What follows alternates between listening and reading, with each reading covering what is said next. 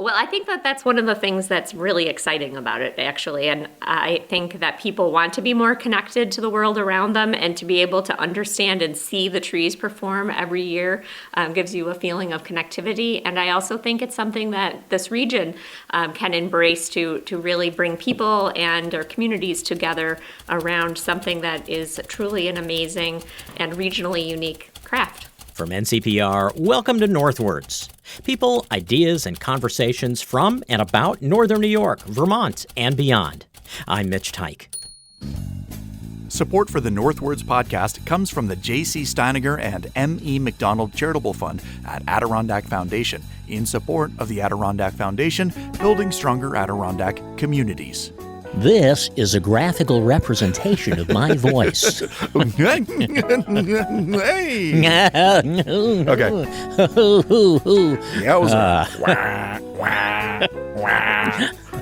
It's the NCPR Morning Zoo.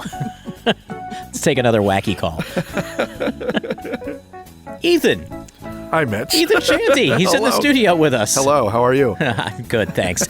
Ethan is our producer, and he joins us at the beginning of Northwards, and we kind of talk for a little while, which is what we're doing now, if I would stop talking. Because, when I talk like this, it's not we talking, it's just me talking. It's just you. Do they normally talk on podcasts? I don't really listen to podcasts. Is that what they do? So, Ethan, I was watching, I'll admit this, I was watching an episode of The Price is Right just yesterday, actually. Were you homesick from school? Yes.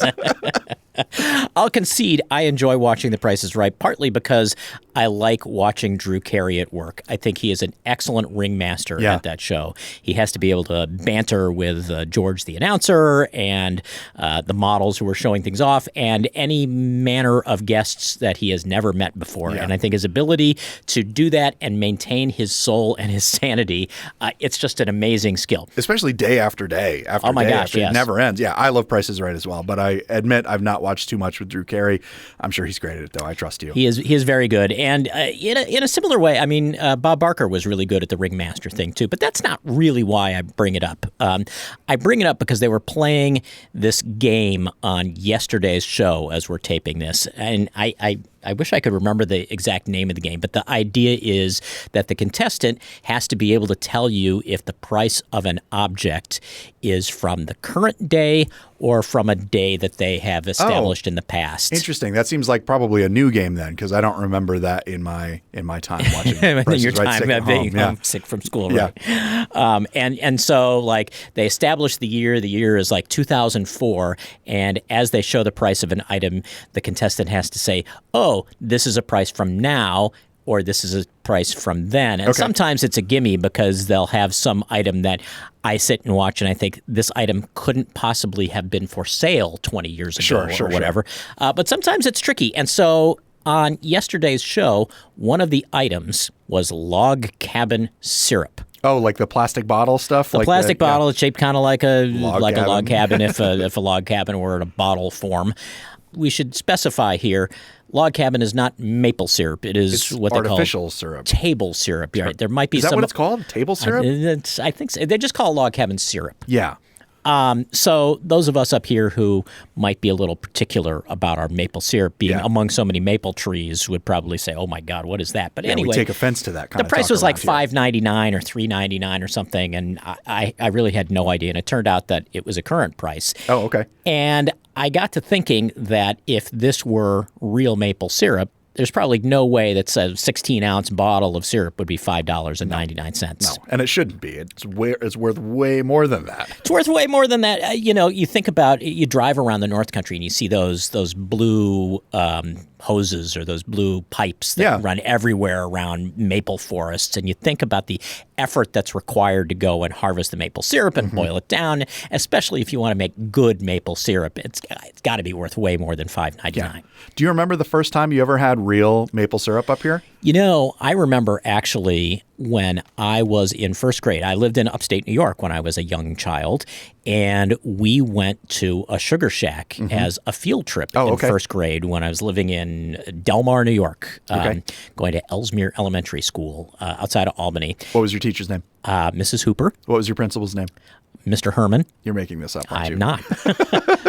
You're a 2-day Jeopardy winner. I know that you're telling me. I told a story about Mr. Herman at the Howell. Yeah, I remember this. Okay, because as a first grader, I thought he looked like Frankenstein. Most adults to first graders look like Frankenstein, especially if they have kind bolts of in their neck. Right, exactly, bolts in their neck and very straight gray hair. Yeah. Anyway, this is not a story about Mr. Herman.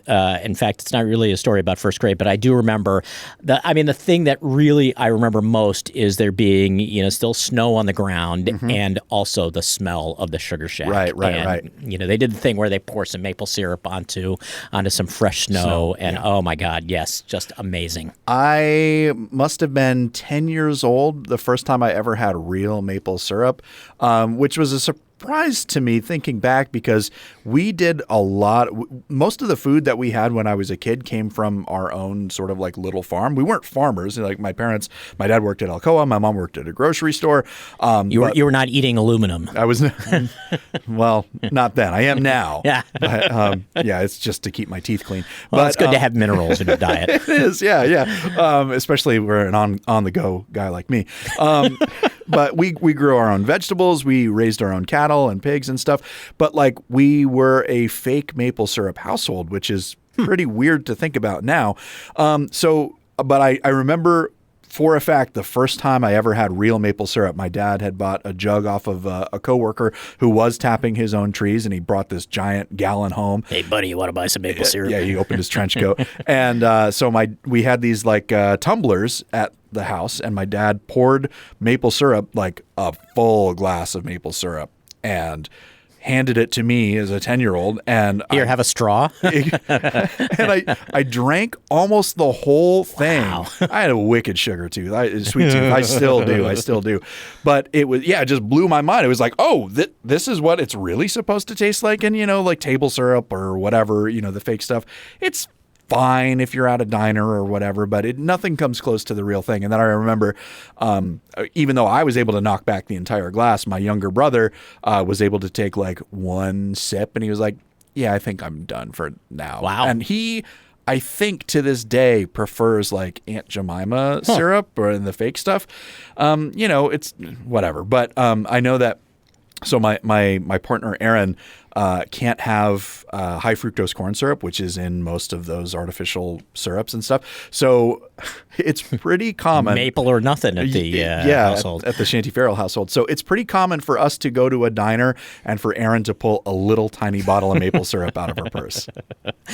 Well, and so, of course, the reason that maple syrup today is not $5.99 or, maybe even $7.99, there are all sorts of concerns about the cost of maple syrup this season because of the looming and in some cases existing tariffs between the U.S. and Canada. And one of our colleagues here at NCPR produced a story on the issues surrounding the maple industry in the North Country during this particular early spring, which we'll have a link to from our website, ncpr.org/northwards. But the reason we're bringing this up at all is it is maple season, and the sap is running. If you are on social media, all your various friends in the North Country who tap their own trees are all posting pictures of it, or they're posting pictures of being in the sugar shack or whatever. It was one of the first stories I did when I returned to the North Country for this job back in, I got here in 2019, and we launched what was then called First Person, now Northwards, in January of 2020. And I think it was early February that I drove down to Rodman, New York, which is a little village in Jefferson County, I think, and spoke with Deanna Nelson, who in her other life is also an assistant attorney general for the state of New York, and Paul Haldeman. And they are the proprietors of a company called Zor Tapestry, which is I guess I'd call it a gourmet maple syrup company. They do some things with maple syrup that take it far beyond just what you might put on your pancakes or your waffles. I mean, they are real believers in the power of maple to flavor a lot of things, but their approach to it is also really interesting. And listening back to this interview from February of 2020, just before the pandemic brought us all inside, was a reminder about what makes maple season special. And we start with Deanna Nelson explaining her approach. Paul and I, once we started making syrup and started managing it in small batches every time the trees flow, we noticed that each flow had distinctive qualities, whether it was mineral load, certainly flavor, color, something that most people are familiar with. And we wanted to capture that and present it to connoisseurs of maple syrup so that they could really understand what a magical product it was, something far greater than a commodity pancake application. So we're looking at 6 different batches here from throughout the season. We have an early batch 6D, which was the 6th flow of the 2019 season, 17D, which was the 17th flow, 28, which is the beginning of the later syrups, and 34, which was our last batch. And you can see there's a dramatic difference in colors, but the flavors are what's really magical when you start tasting them, because even, flow to flow, you can have distinctive taste changes. How much did you know just about the language and the science before you started the business? Well, Paul's been making syrup since he was a child, and so he had a good idea in terms of what goes into reducing sap into different syrups. And I think once we got really excited about what we were seeing with the batches and how we were processing them, we really did a deep dive into the science of sap and the processing methods that we were exploring and the impact that they had on the end product, which is really amazing. Well, and so talk about how the syrup assessment that I'm looking at in front of me came to be. Well, that really is something that Deanna came up with. We were looking at what like coffee roasters do. They have all these subtle flavors in coffee, and we knew that we were getting all these subtle flavors and sometimes not so subtle flavors in these syrups. So we said, well, how do they assess those? So we started looking at wine tasting and coffee tasting. And so we actually just took what they do and we applied it to the maple. And it works great. And we really do get, like, every single batch is completely different. The list of adjectives on this, or what is that I perceive? It's an awe-inspiring list.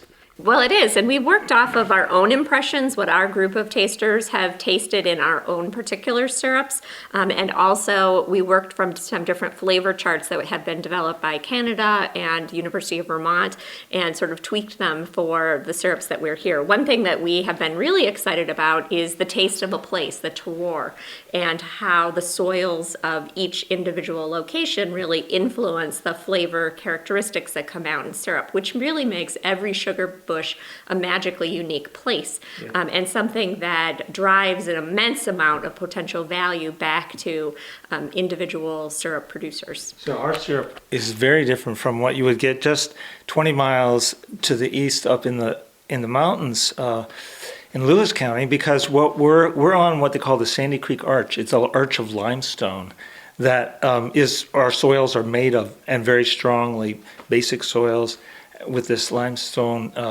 origin. The syrups are very different. They taste different. It's no better or worse. It's just different. And even within that difference, it sounds like there are differences based on when the run takes place and what you do with it.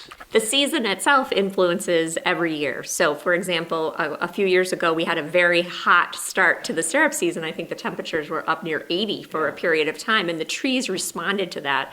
As living beings, they're very responsive to what's going on around them and how they're ramping up for the summer season, getting ready to push out leaves. So, depending on how the season unfolds, will have a dramatic impact on the flavors of the batches that particular year.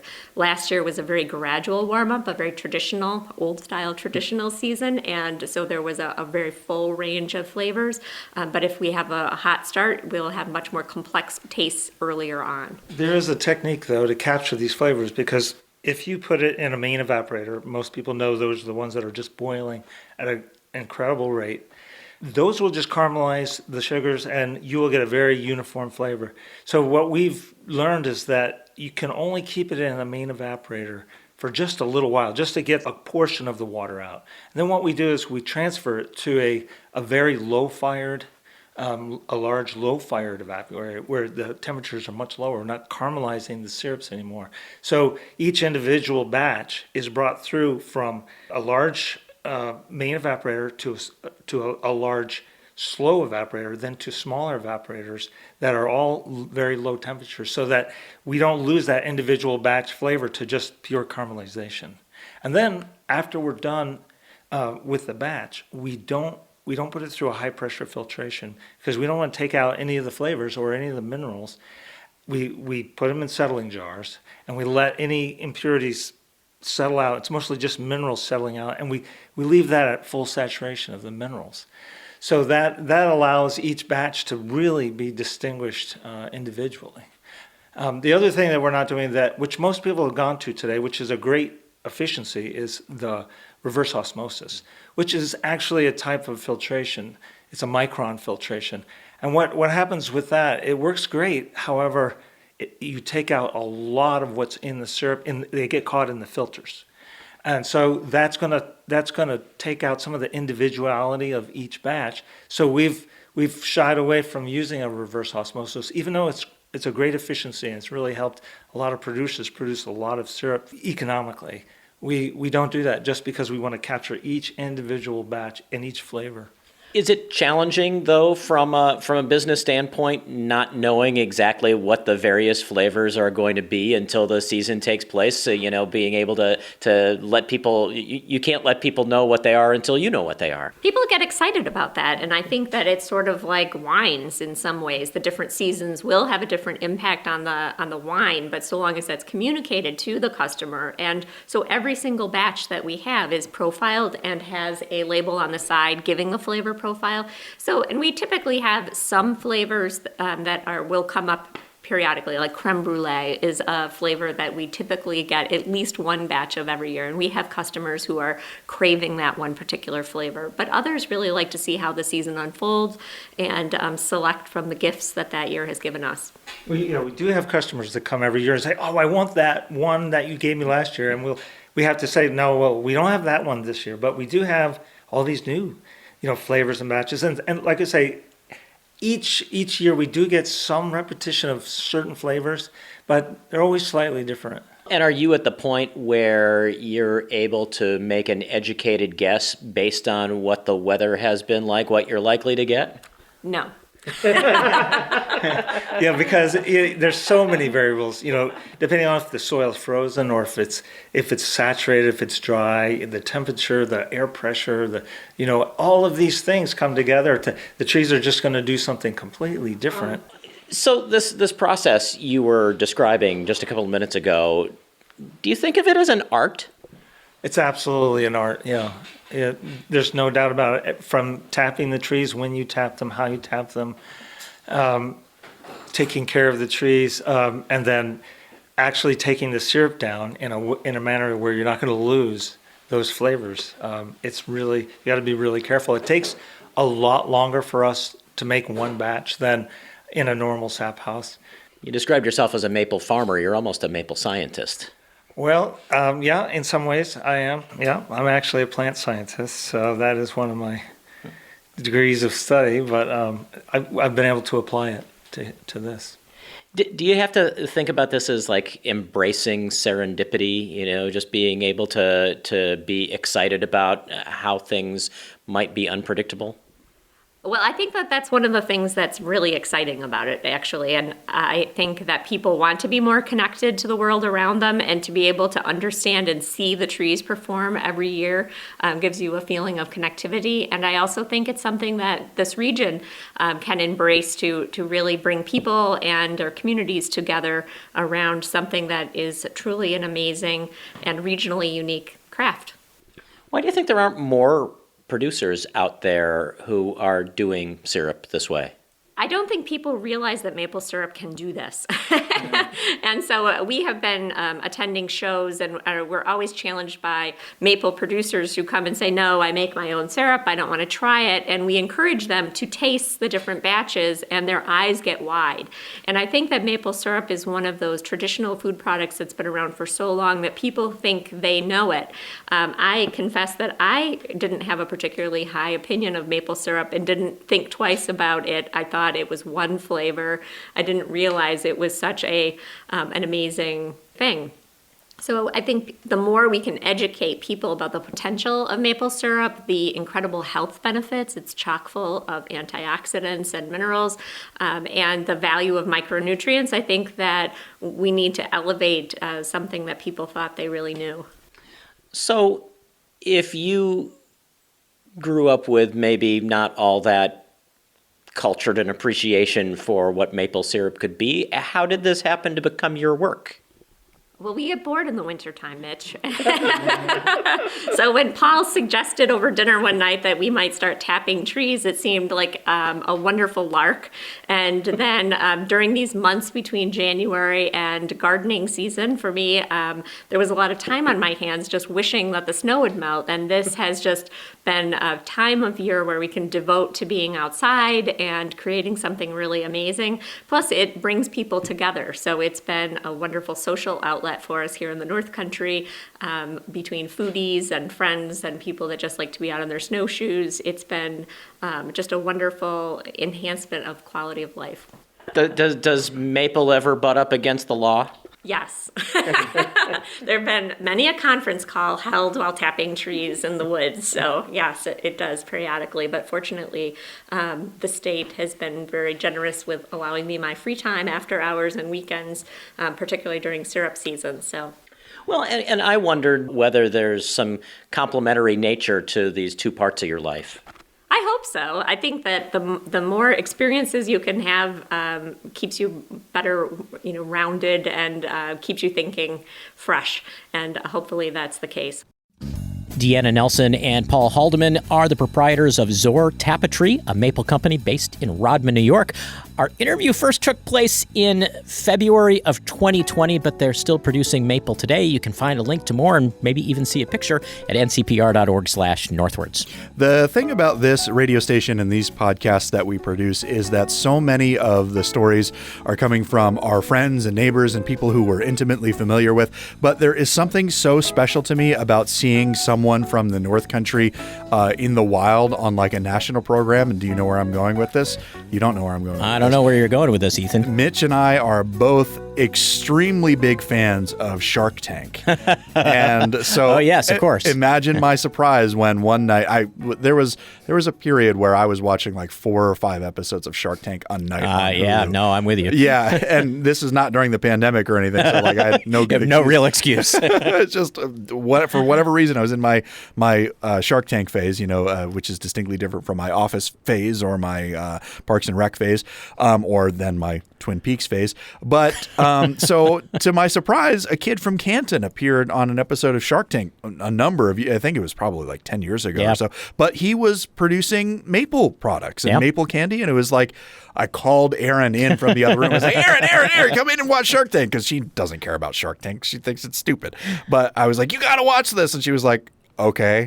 And then went back to her thing. And then I called my friend Jeff, who introduced me to Shark Tank and loves it and watches it as much as I do. And he was like, oh my God, a guy from Canton is on Shark Tank? How the hell did that happen? And so I hope that kid's still producing maple stuff. Is he? I don't know. I believe. Did he get a deal? He got a deal, and if memory serves, he is he's seeking political office now. Really? Yeah.